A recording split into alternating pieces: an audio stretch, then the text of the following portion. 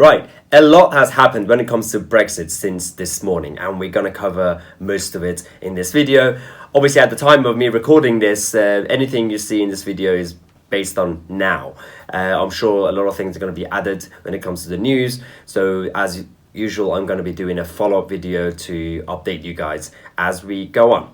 Now, as most of you have heard, if you haven't heard, Boris Johnson has managed to secure a new Brexit deal with the European Union. Now, less than 3 months ago, when Boris Johnson was elected as the new Conservative leader and Prime Minister, everyone said that obviously the European Union will not renegotiate, they're not going to come back to the table, and they're not going to remove the Irish backstop when it comes to the border between Northern Ireland and the Republic of Ireland. Now, all that has completely changed. Now, towards the end of this video, I'm going to talk about what's in the deal roughly and the differences between this one and Theresa May's withdrawal agreement. But before that, let's talk about who's actually supporting this specific deal. Might come with a huge surprise, but the Brexit Party MEP Lance Forman is now backing Boris Johnson's Brexit deal. He's written an article in the Brexit Central saying, "Why I, a Brexit Party MEP, trust Boris Johnson to do a deal and deliver Brexit by the end of this month." He said that Boris has dreamt of becoming Prime Minister since childhood.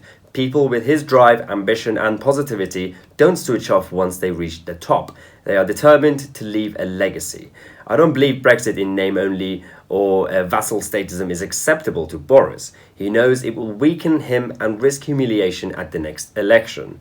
If he hasn't become PM yet, he would be more risk averse. But now that he's in Downing Street, he is on a roll and he can afford to be more bullish in his demands. He then goes on by talking about his prediction that Boris will get a deal through Parliament and we will be leaving on the 31st of October. We will be committed to the £39 billion and we Brexiteers won't have everything we hope for, but it will be a deal we can live with, which can't be said of the one presented by Boris's predecessor, Theresa May. My champagne is on ice. Now, this isn't the first time the Brexit Party members have either defended Boris Johnson or took his side in general in different examples. For example, Brexit Party MEP Alex Phillips said that Boris Johnson should not resign, and she defended him when it came to suspending Parliament against her own leader, Nigel Farage, who suggested that Boris should resign. And Nigel himself, actually, a number of times, he said that he would help the Conservatives get a majority if they worked with him, and he would basically be fine with a Tory majority government. At another time, Nigel hit back at an LBC caller on his radio show, someone who suggested that Boris stormed off in a huff at a meeting in Luxembourg with the European Union, and Nigel defended Boris Johnson in that discussion. Now, all this is because the Brexit Party people know that at the moment Boris Johnson's Conservatives have the upper hand, and when it comes to the numbers, if there's an election, Brexit Party can't really get a majority government. They're going to have to work with the Tories. But having said that, when it comes to today's Brexit deal, not everyone's happy. The left are obviously losing their mind. Remainers, Jeremy Corbyn, Joe Swinson, and all the Change UK people are basically kicking off because they say this is a very, very hard Brexit. And on the other hand, Nigel Farage is saying it is a soft Brexit. A lot of people criticised Nigel Farage's comments earlier on, which suggested that he would rather back an extension than actually leaving by the end of this month. And from the side of the Remainers, Andrew Adonis says that he agrees with Jeremy Corbyn because this is the worst deal than Theresa May's. Now, the interesting thing about both of those comments is that those comments came immediately after the EU and the UK came to an agreement, before anyone had actually read the deal. None of those people had read the deal, and they just said, oh, it's not good. One side said it's hard Brexit, the other side said it's soft Brexit, because it keeps going back to party politics and what's good for their own side. Read the deal first, then comment. Now, as you know, I'm a WTO Brexiteer. I prefer to have a no-deal Brexit. And the only issue with no-deal Brexit is that it will be slightly difficult to then create a trade deal agreement with the European Union, because that's the whole point of no deal. But in this video, let's talk about. Earlier on, I read the new deal And there are obviously some differences between this one and Theresa May's agreement. So let's go over each topic. Starting with the European Court of Justice. Under Theresa May's deal, we would have been potentially tied to the ECJ, whereas under this new deal, we will be completely out. Next is the EU's customs union.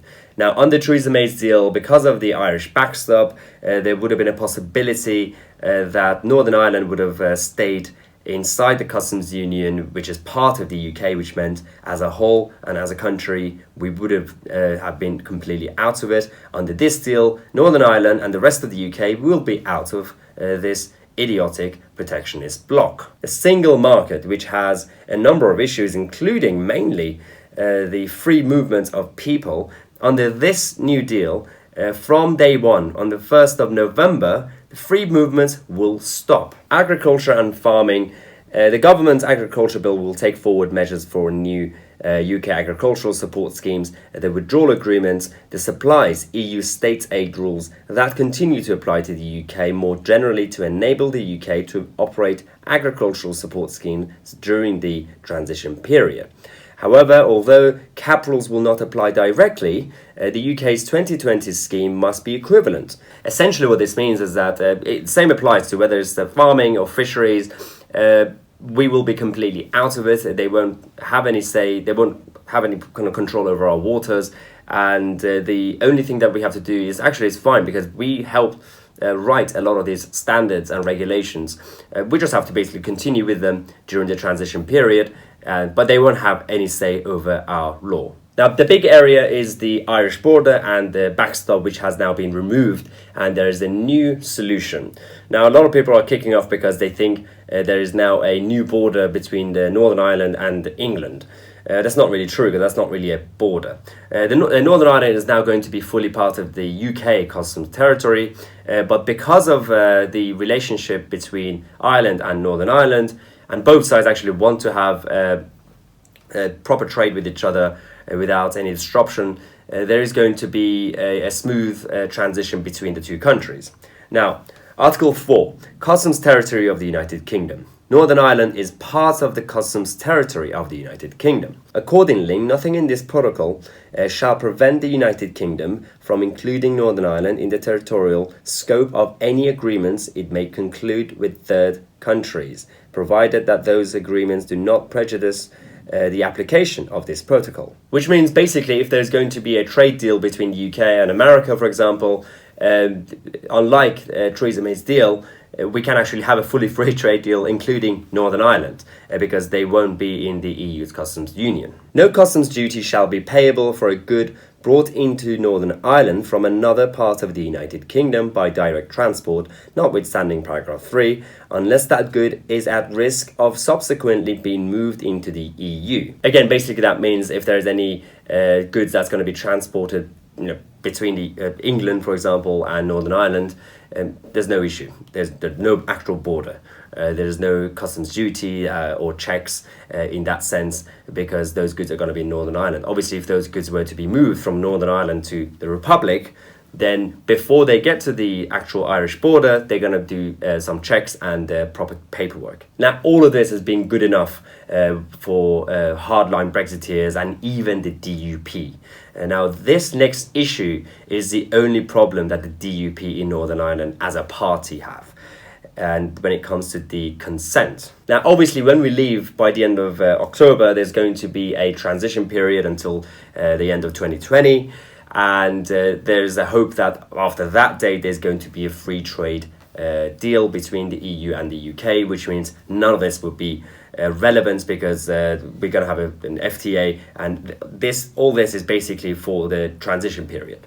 And the consent issue, which we're going to talk about in a minute, is about if there's no trade deal by the end of that transition period, and if it's going to take some slightly longer, this arrangement between the Republic of Ireland and in Northern Ireland, instead of having a backstop, the issue with the backstop was that it was permanent and you can't do anything about it. Whereas this one, it requires consent from the people of Northern Ireland, and every few years they have to get together and in the assembly they have to vote to see if they want to stay in that arrangement or not, which is a lot better. Now, the problem with the DUP is that they want to have a special veto instead of just having a majority vote, like a normal assembly or parliament. And again, that goes back to party politics. But because there are enough, obviously, unionist parties to get together to vote either for it or against it when the time comes. Within 2 months, before the end of both the initial period and any subsequent period, the United Kingdom shall provide the opportunity for democratic consent in Northern Ireland to the continued application of Article 5 to 10, which was basically the customs arrangement between Northern Ireland and the Republic. Any decision reached should be on the basis of a majority of members of the Northern Ireland Assembly present and voting. Now, when it comes to all this, it doesn't technically matter how good or bad this deal is in terms of the level of how good or bad, because for two reasons. One, compared to Theresa May's deal, this deal is forcing both sides to get together immediately on the 1st of November to start negotiating a free trade agreement, which means all of this will be redundant. And none of this will actually apply because the moment you sign a trade deal, that's it. You got a trade deal, and all this Irish customs arrangements will be irrelevant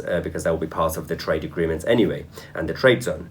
And the second reason is that on Saturday, Parliament is going to be sitting to vote for this deal, and the government, in a very clever way, they have introduced a motion to vote for either the deal or no deal. Jacob Rees-Mogg has announced that on Saturday's sitting, MPs will be presented with a single motion, presenting a choice between Boris's new negotiated deal and no deal.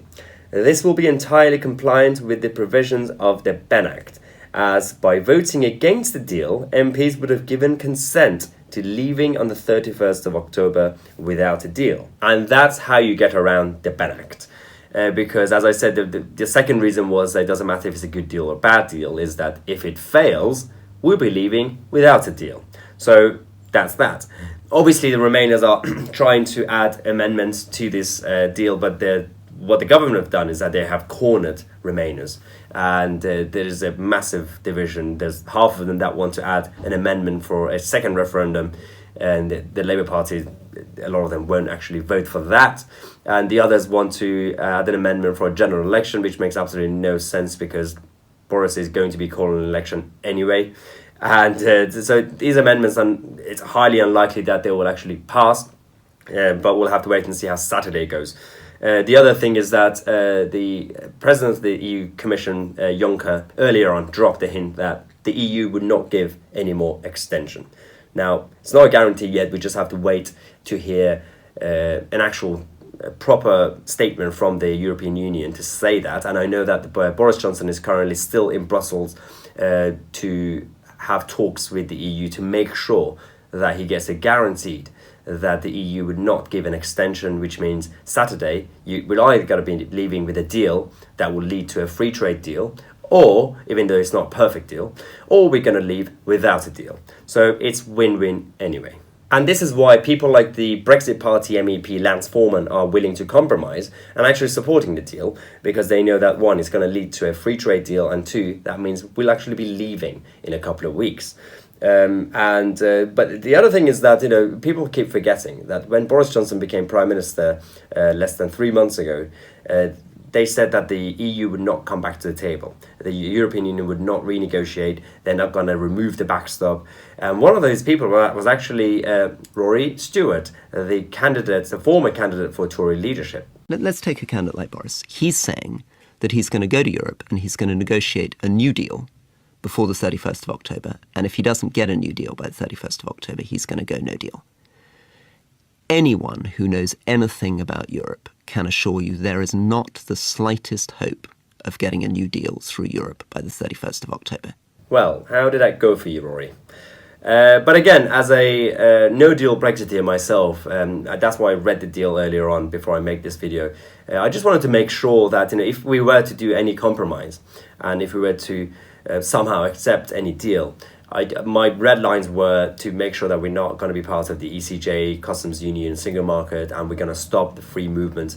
And all of these have been ticked for me. So I still prefer no deal, but if we were to leave with a deal, I'd rather leave with this deal. So in the words of Margaret Thatcher, cheer up, everybody. Thank you very much. What's your reaction, rejoice at that news and congratulate our forces and the Marines.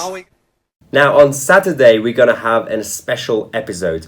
I'm going to be in Westminster doing a live stream from there whilst the MPs, during the time when MPs are voting in Parliament, and hopefully we're going to have a couple of guests on the show as well, so make sure you have your laptops, iPads, phones, whatever you use to watch YouTube, have that ready next to your TV whilst watching the vote in Parliament. And at the same time, as I said before, prepare for Brexit. It's happening, it's coming soon in the next few days, well, couple of weeks. And for those of you that have sent your selfies with your Brexit t-shirts, I'm still waiting for the details for the Brexit victory party. I'll be emailing you the tickets. For the rest of you, if you want to order your own Brexit shirts and everything else, you could find the details, a link in the description. And as a lot of you have suggested, I'm now working on a new design for an Independence Day Brexit. Hopefully that should be ready tomorrow. So I'll update you on tomorrow's video. As always, if you want to follow me on social media, Twitter, Instagram, you can find the details down here. And don't forget to subscribe and click on the bell next to it so you get notified when I release a new video. Videos come out every day, 5:45 p.m. I'm Tousi, and I'll see you tomorrow with a new video.